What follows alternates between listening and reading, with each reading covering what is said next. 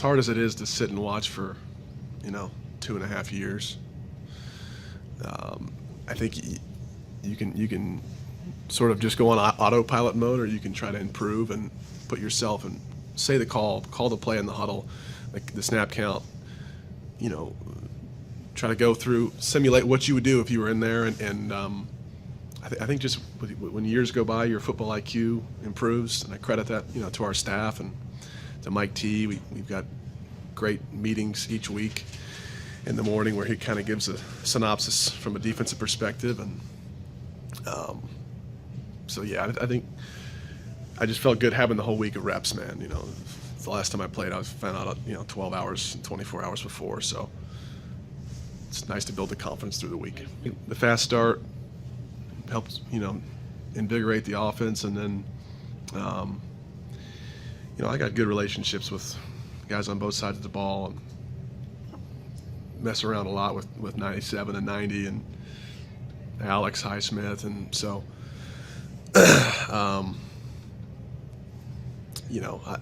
I enjoyed playing with him tonight, man, and being or like I said, earning my paycheck and not just feeling like a freeloader, and playing the game and scoring some points. Welcome to Steel City News. There have been questions and comments occasionally about Mason Rudolph. Did he get the chance that he deserved? Did he even get a chance this season to start? And what would have happened if he did start? Is it possible that Mason Rudolph got stuck a long time ago while in the shadow of Ben Roethlisberger as the backup quarterback in the backup zone? Is there a backup zone? All of this and more right here on Steel City News.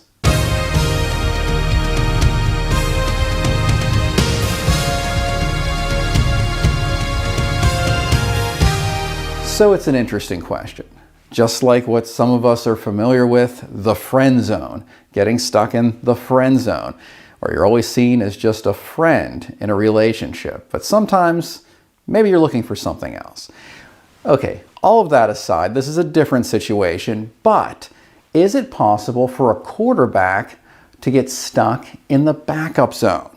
That once a quarterback is seen as a backup for a long period of time, is it difficult for coaches and an organization to see that quarterback as anything but a backup?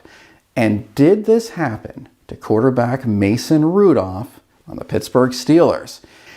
And Mason Rudolph, he was always battling for that second spot. Okay, well, moving forward beyond that, he was always in the shadow of Ben Roethlisberger. So the only time that he would get an opportunity was when Ben Roethlisberger was out on injury or couldn't play for whatever reason. So he never really got a chance to be seen as a starter.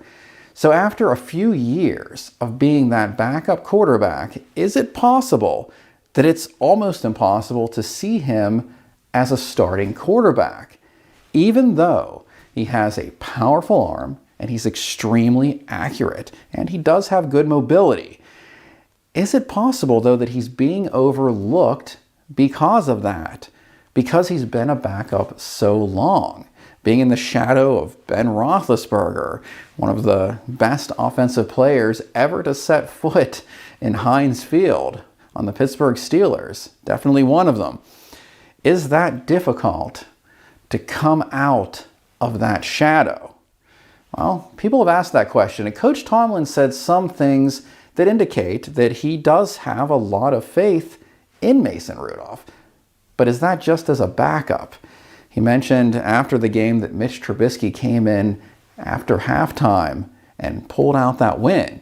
He had said that, Mason Rudolph had good ideas and he was also involved in that. And then at another press conference, he also mentioned that he believes that Mason Rudolph would have done the same thing that Mitch Trubisky did if he had the chance. And he also mentioned, that we may see Mason Rudolph at some point in time. So he wasn't exactly clear with that. He never elaborated on it. But is there something to Mason Rudolph that so many are missing? Is there? Because I know in the offseason he worked extremely hard.